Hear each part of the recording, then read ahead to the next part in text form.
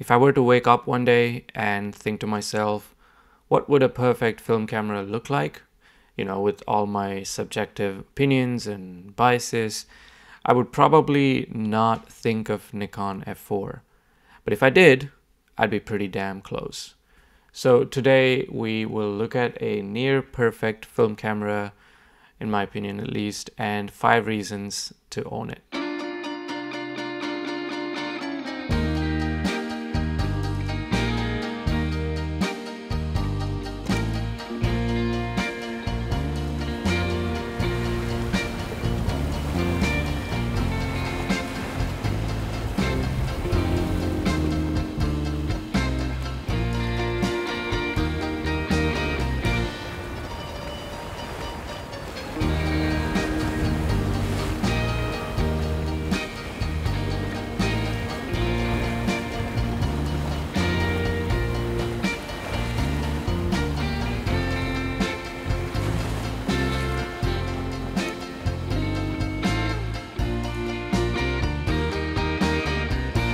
Hi, welcome back to my channel. I hope you're doing well. If you're new here, my name is Satya. I make videos about photography, filmmaking, and creative journey.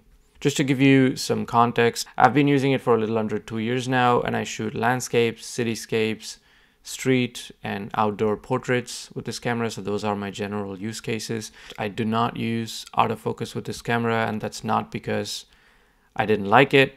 It was just that the 50mm lens that came with it was a bit too tight for me and I wanted a wider focal length. So I bought the Voigtlander 40mm f2 lens, which is a fully manual lens, and I sold the 50mm lens after that, so that's why that's the case. I've put a couple dozen rolls through it, so these opinions that I'm about to share are not superficial. So let's look at the 5 reasons. Nikon F4 was developed to be a high-end SLR that produced the finest quality of images possible. They incorporated a lot of feedback from their consumers while building this camera. And Nikon made quite a few leaps with the F4 by picking some of the best technologies that they have already released individually in other Nikon cameras, such as high-speed shutter unit, autofocusing system, matrix metering, and in doing so solved a number of problems that would arise with having all these different technologies in one compact package. And Nikon didn't stop there. They also added some features that were not necessarily headline grabbing, but are quietly working away on the inside of this camera every time we press the shutter button, like the shutter balancer that reduces camera shake, hybrid shutter blades. There are 8 shutter blades inside, and 4 of those 8 were made with carbon fiber to reduce weight and also reduce camera shake. They have dual curtains inside for light shield, especially while using mirror lockup mechanism, and infrared cut filters to reduce focus errors. At the time of introduction, F4 had the most powerful onboard computer processing circuit to deal with matrix metering in particular, and also autofocusing, as it divides any scene into 25 matrix boxes and determines the right exposure even if your subject is off-centered. They added the world's first vertical format sensor while using matrix metering, so that when you are shooting in a portrait orientation, it automatically changes the metering segments to a vertical position. They also added the world's first shutter button on the grip, a vertical shutter button, which can also be locked. You could also choose between a spot or a center weighted metering, and the ratio is 60-40. So 60% of the weight is given to the center of the frame and then 40% for the rest of the frame. It is different from F3 in that F3 uses a 80-20 ratio. I mostly shoot with matrix metering and have rarely gotten a badly exposed image, including while shooting slide film, which is saying something. The camera was introduced as a camera with practical autofocus system, complete with focus tracking, freeze focus, and autofocus locks. As I said, I only used autofocus for a few months before I swapped lenses, and I was pleasantly surprised with its performance while I used it. It's nothing to write home about though if you're coming from a digital autofocus experience, but in a pinch, if the light was good, it was really good. The camera also has auto exposure locks, which allows you to lock the exposure before you can reframe. And you can combine the auto exposure and the autofocus lock with this button and the switch. I have used it a couple times and it works really well. Other features include multiple shooting modes, ability to read DX coded film stocks, locks on nearly all dials so you don't accidentally move them while shooting, multiple exposure lever for double, triple, or however many exposures you want. It also has a high-speed shooting of up to 5.7 frames per second while using the MB21 grip. If you have the smaller version with the MB20, I think it can shoot up to 4 frames per second. Last but not least, it also has a shutter release cable port. If you're wondering why that's the big deal, because Nikon actually did away with shutter release cable ports for F5, but the F4 still has it.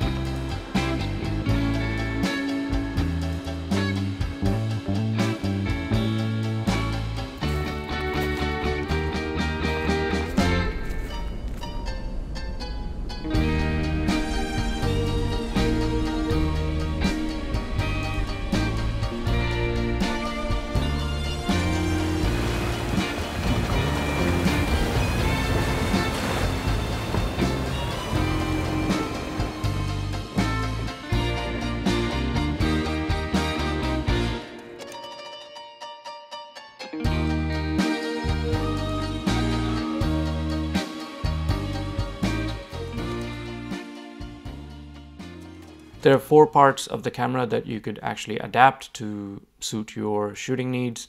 First, the body itself can be adapted to hold different battery packs. So if you're a run and gun shooter, then you're probably better off with a lighter MB20 pack. And if you work in the studio or applications that require constant uninterrupted power supply, then maybe the bigger MB22 pack, which can actually make use of the AC-DC converter that Nikon made for external power supply, or the MB23 for multi-power source type battery. I got the high-speed MB21 pack here, and I think it's more than enough for what I use.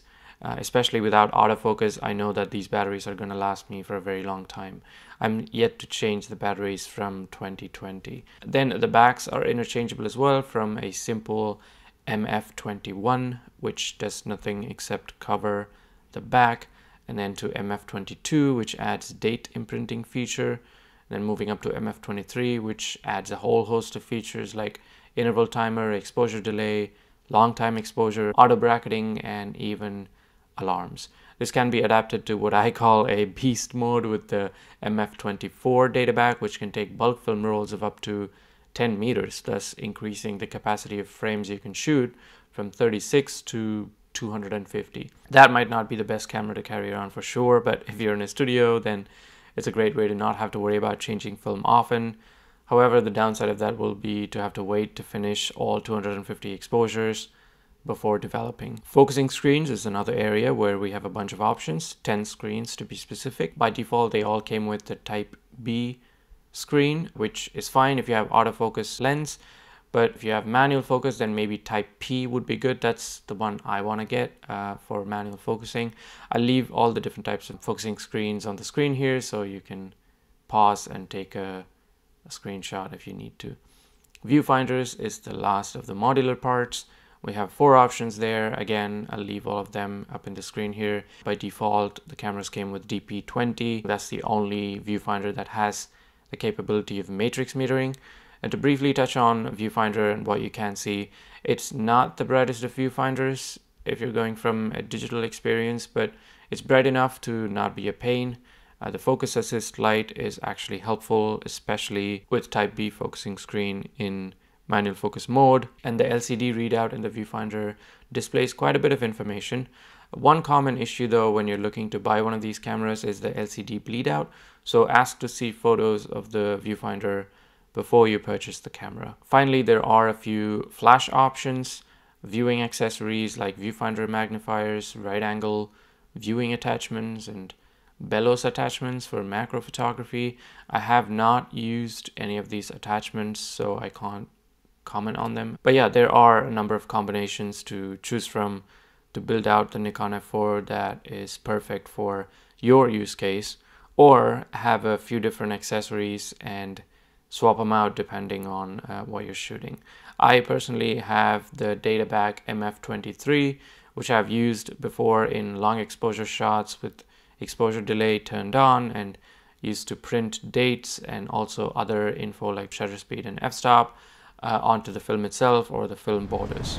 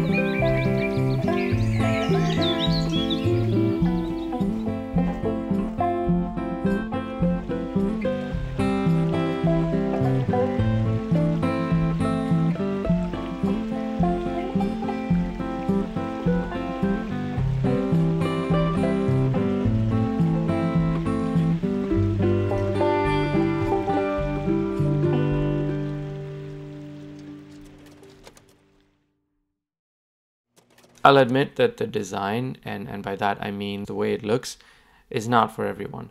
I am still torn about the DSLR-ish look. However, from a user experience standpoint, I think this is a superbly designed camera. It was designed by the same dude that designed the F3 and a bunch of Ferraris as well. I was actually watching a review from Steven Tano for this camera, and he was saying how it was designed to look like a weapon. Even some similarities between the shutter dial and a hand grenade, and the slightly textured grip combined with rough but curved edges. All of that to say, when I pick up the camera, I feel like I can do anything. I feel ready, it's got a good weight to it, and the camera's grip is really, really good. If you have smaller than average hands, it might be a problem because the grip is slightly on the larger side. Also, if your style of shooting is by holding your camera in your hands all the time, maybe with a wrist strap, it might get uncomfortable soon, especially with an MB21 or a larger grip. I switch between cameras often, so I haven't had the chance to get used to the weight. So that could also be it. Coming back to the user experience design, I really like the decision to have buttons and knobs and switches and dials for all the features the camera offers. I think this design decision helps to retain some of the tactile experience that film shooters like you and I have come to enjoy. As for the build quality, all I can say is that the challenge to build a professional grade camera body in the footsteps of the previous Nikon F series cameras with electronic components and multiple motors and 1850 body parts meant that the F4 team had a challenging task at their hands to be able to match what pros have come to expect from a Nikon Pro body. They have for sure built a solid camera that feels really good in your hands and can take a beating. I read some of the forums where people wrote about their experience using this camera for decades in rain, sun, dropping it in concrete, dust or mud, and how it never quits. I am pretty gentle with my equipment though, so I can't personally attest to all of those claims. However, I have dropped the body on sidewalks before a couple times, and they've then bounced off to fall onto the road. There are slight blemishes from that fall, but the body itself otherwise looks perfectly fine, and the performance, which is more important, has not changed at all. This is definitely one of my favorite things about this camera. Even though I don't own a lot of Nikon lenses, the fact that you can pick up pretty much any Nikon F-mount lens from 1959 until now and be able to shoot with it is pretty insane. It wouldn't activate the vibration reduction motor in the newer lenses, and I don't think it works with the AFP lenses, but everything else is a fair game. Let me put it this way, from what I know, it's more compatible to Nikon F-mount lenses than the later models of F5 and F6.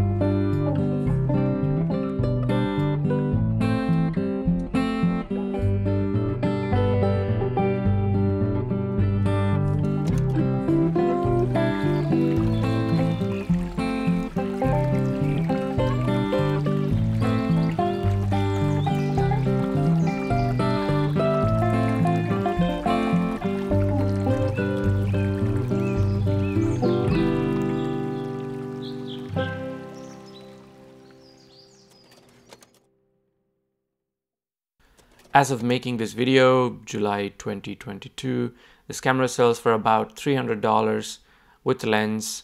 If you've watched the video this far, I don't have to tell you that that's good value for money, given how much of camera you'd be getting. However, if you're just getting into film photography and just looking for a camera to start you out, you don't need this camera. You can definitely get a fully mechanical camera with lens for less than $100. Also, you're not getting a lighter, easy to carry around camera. It's heavy for sure. So if that's a concern, this is not a camera for you. Objectively though, this has been a very reliable camera for me that can do pretty much anything I throw at it really well. If you like the DSLR-ish look and want a tactile experience with a lot of features that you wouldn't even know what to do with, and you want a reliable camera in terms of working order and metering, I think this is a great camera for you. I know that I didn't touch on a few specifics like flash photography or studio use from experience because I don't have that experience with this camera. If any of you watching do have specific use case experiences with the Nikon F4 that I haven't shared, please share it in the comments, as people watching and I would love to fill in those gaps. I'd really appreciate that. I hope this video was useful in some ways though. I'm happy to answer any other questions you may have. Feel free to leave a comment here or send me a message on Instagram. But yeah, that's been it. Thank you so much for giving me your time. Take care, and I'll see you in the next one. Bye.